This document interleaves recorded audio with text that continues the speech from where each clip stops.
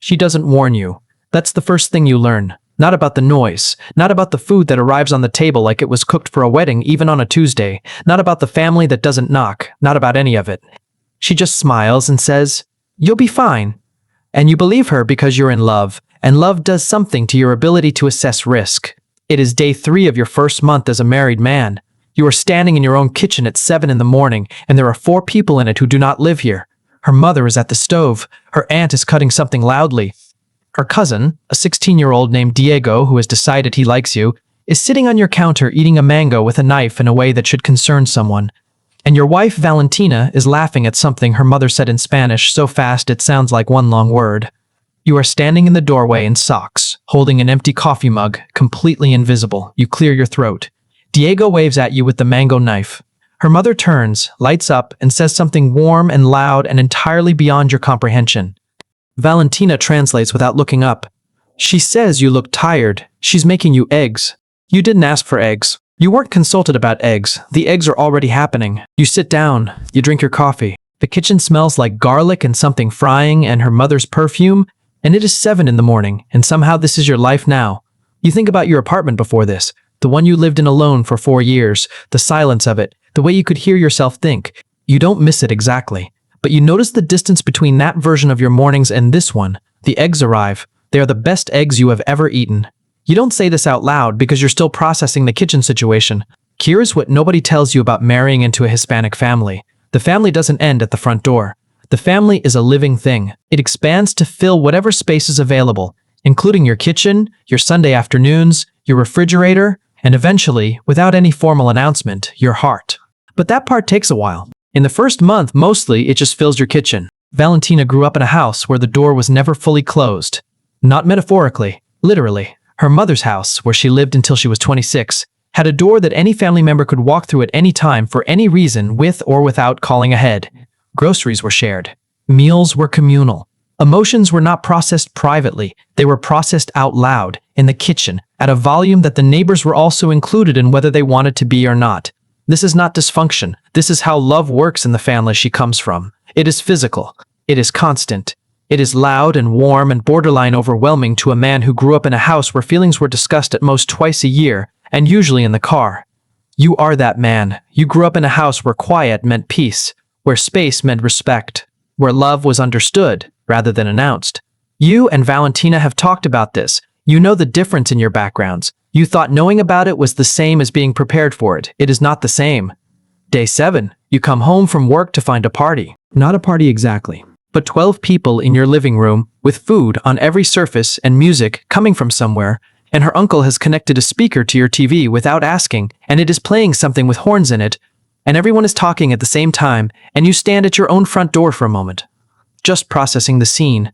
Valentina appears, hands you a plate of food, kisses your cheek and says, "It's my cousin's birthday, I told you." She did tell you. You retained none of it. You nod like you knew all along. You eat standing up. The food is extraordinary.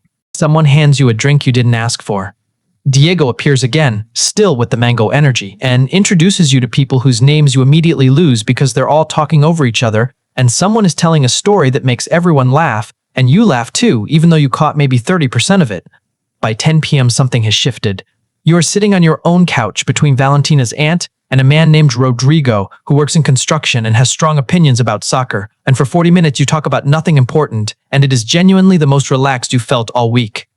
You don't examine this too closely. You just let it happen. Day 11, the first real argument. It isn't dramatic. It doesn't start with a fight. It starts with a Sunday afternoon and a question. You ask if you can have a quiet day, just the two of you. No family, no visitors, no plans, just quiet.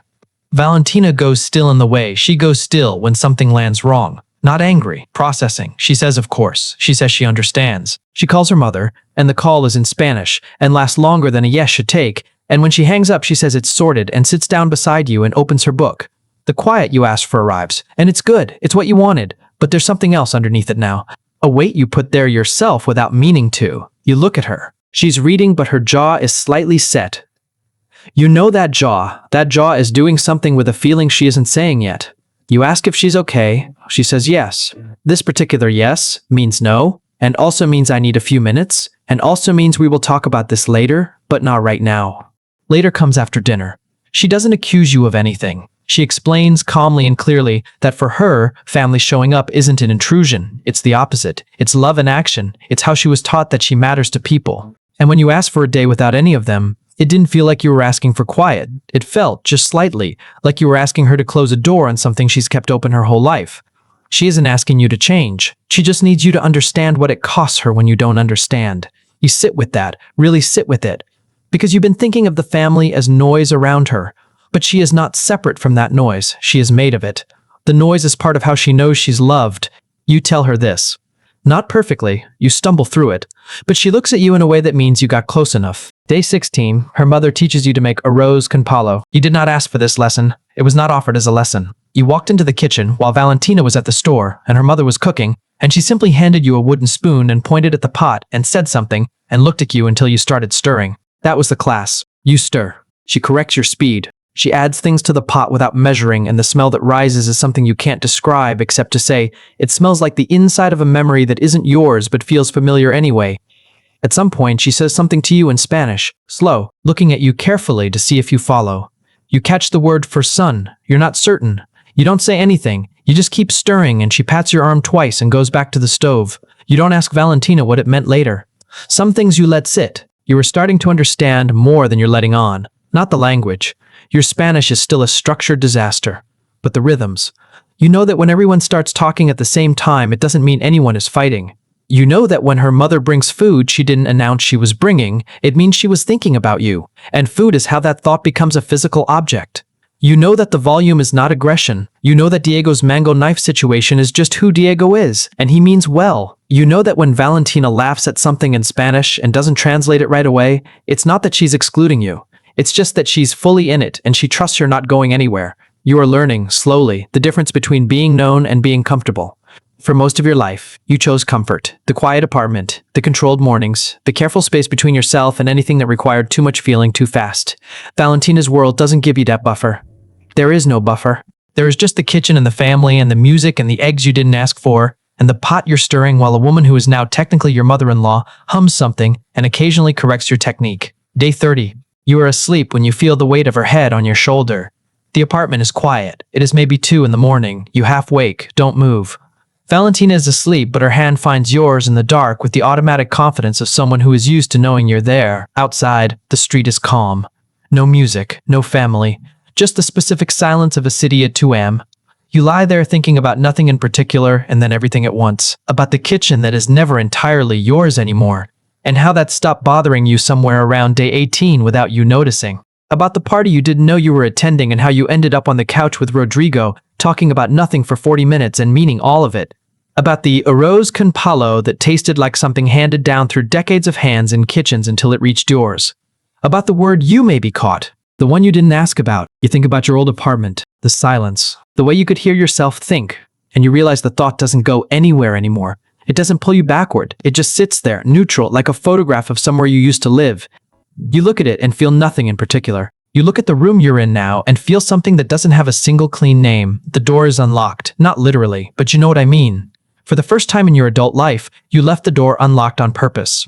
And the people who walked through it didn't take anything from you. They brought things, eggs, music. 4 people in your kitchen at 7 a.m., a wooden spoon, a word you didn't fully catch but already know the meaning of. Her hand tightens on yours in her sleep. You don't move. You are exactly where you are supposed to be.